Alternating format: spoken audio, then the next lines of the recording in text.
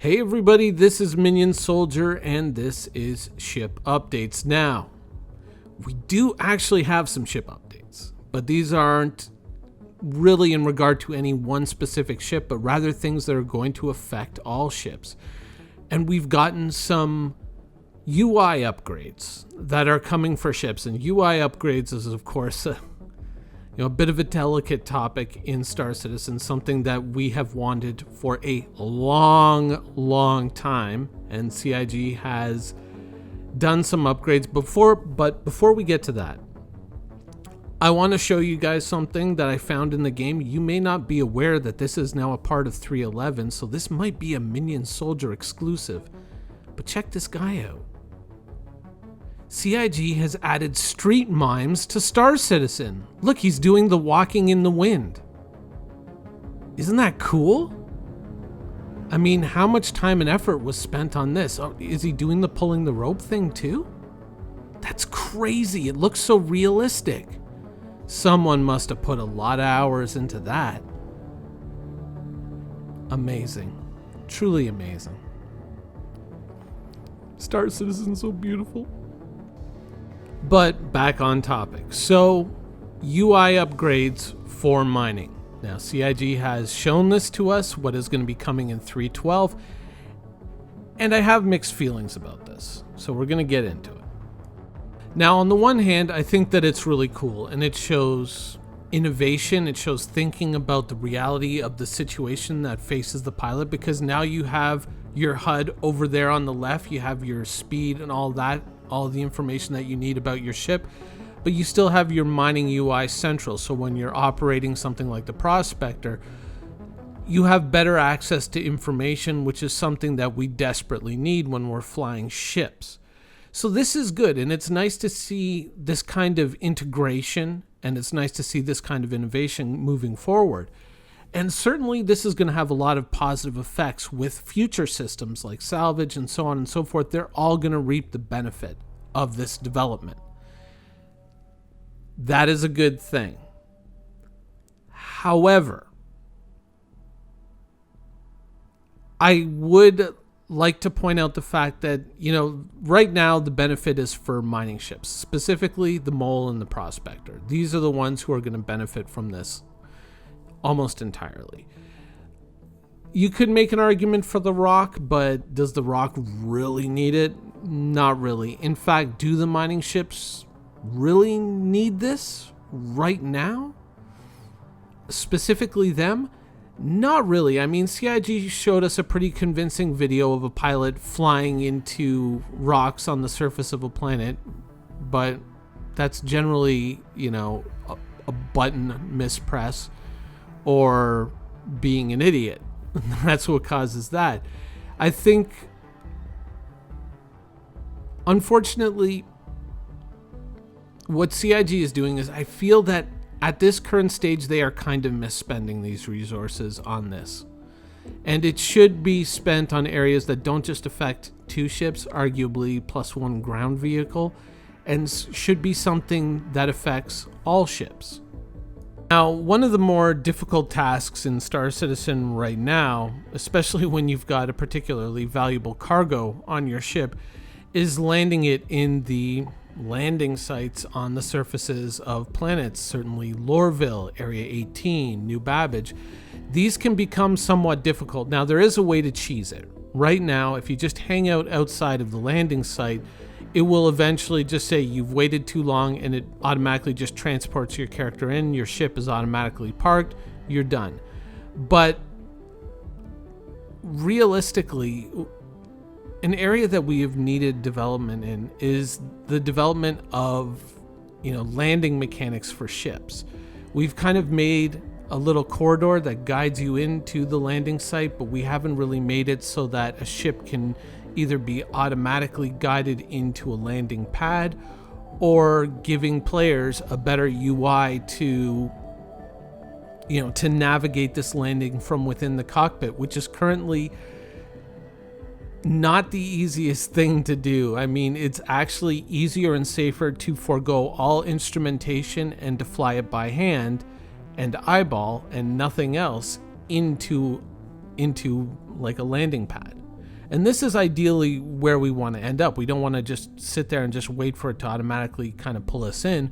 We want to have this as part of the game. We want to be able to, we want to get into the living, breathing guts of our ships, and we want to fly our ships and not just go around from one automated fly zone to another. And it seems like we're constantly foregoing the development of this system. Now, arguably, changing the mining UI would probably have been a lot easier than creating some kind of 3D UI like I've shown from Elite Dangerous that kind of accommodates this.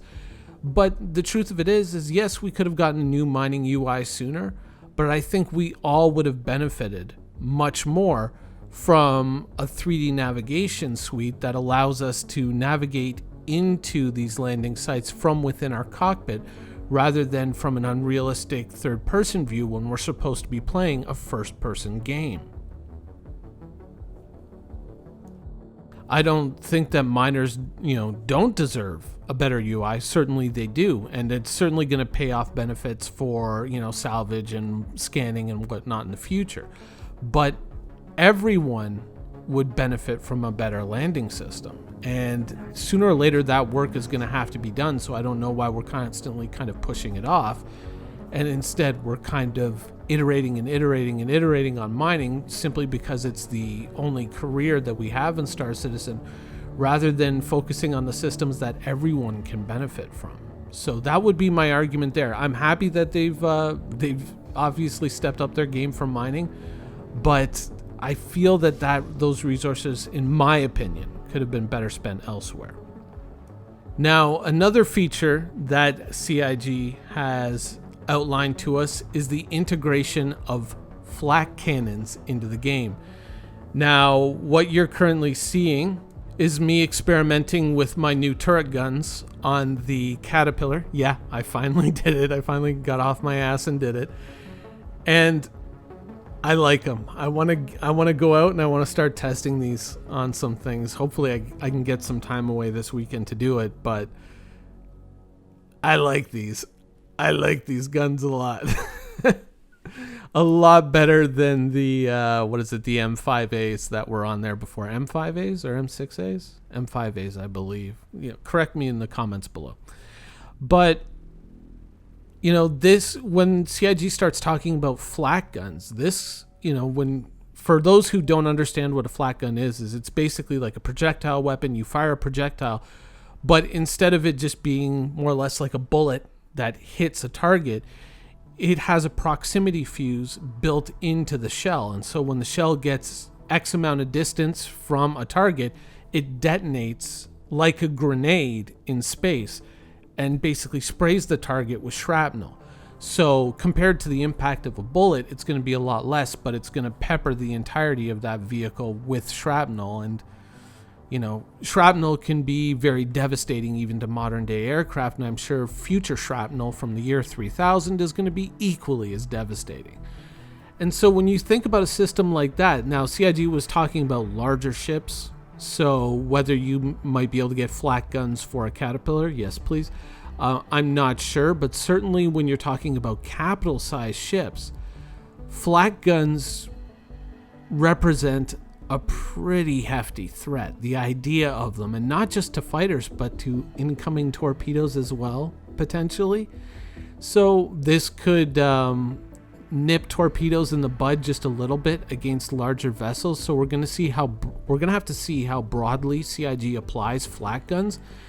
But this could have an interesting effect with larger capital ships. Realistically, the only real combat capital that we have right now, even though I say capital with air quotes, is the Hammerhead. But with other ships potentially coming up soon, the idea of flak guns being integrated into Star Citizen might change some people's ideas of how vulnerable capital ships are and how much more of an organized and concerted effort is going to have to be made in order to, make capital ships an easy target for torpedoes. Right now, with an Eclipse, you can do some pretty devastating things, but in the future, that could change somewhat. Now, another thing that CIG addressed was in-cockpit lighting. Now, unfortunately, it doesn't look like this is addressing one of the biggest problems that Star Citizen has right now. As you can see, I'm flipping in and out of cockpit view so that you can see that the landing site that I'm heading to is somewhat obscured, but when I use my external view, I can see it. But from the internal view, I can very barely see it, and that's because all the light in the cockpit is kind of overpowering what's happening outside of the cockpit, where, the game is, not in these actual instruments.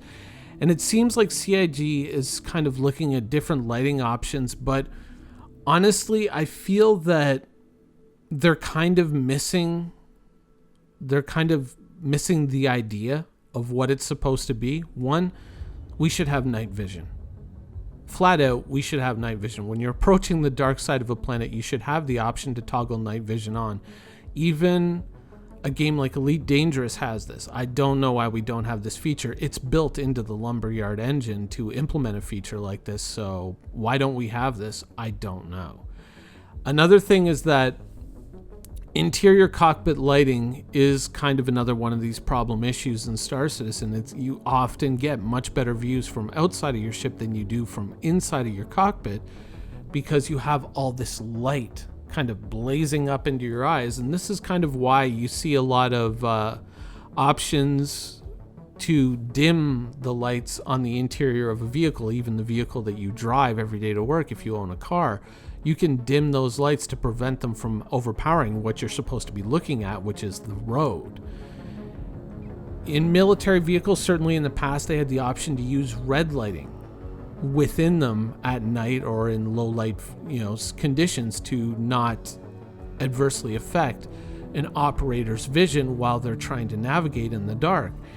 And unfortunately, I think that realistically, all CIG really needs to do is implement a dimmer switch for the internal cockpit lighting. It's way too overpowering, and possibly even add a switch to allow us to change the colors of the UI. You can go ahead and you can develop all the interesting UI elements that you want, building blocks, all that, systemic, bespoke. It's going to be fantastic. Great.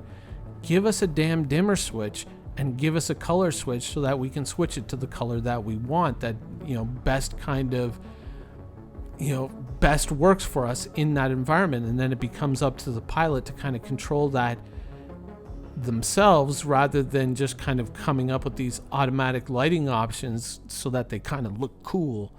And it's a waste of time. Just give us a dimmer switch and a color switch. That's all that we need. That's it. That's all that we need. So obviously some interesting stuff coming up that is going to affect a lot of the ships that we operate or potentially are looking to buy or to, melt another ship to get into. Some interesting things to think about. Certainly flak cannons, I think, are going to be one of the more impactful on the balance of ships. Certainly, torpedo ships were looking really attractive for a while. Flak cannons could possibly shift that balance a little bit, though I think that the Eclipse is probably still going to be a pretty lethal adversary in the future for capital ships, certainly for hammerheads right now. It's going to get interesting once these flak guns appear and what you can do with them. We're going to have to wait to see how broadly these are applied, but overall, there's some good stuff coming, and some effort kind of maybe going not quite, in my opinion, in the right direction. But when is that news? Anyways, that's the show for today. I hope you guys enjoyed it, and thanks for watching.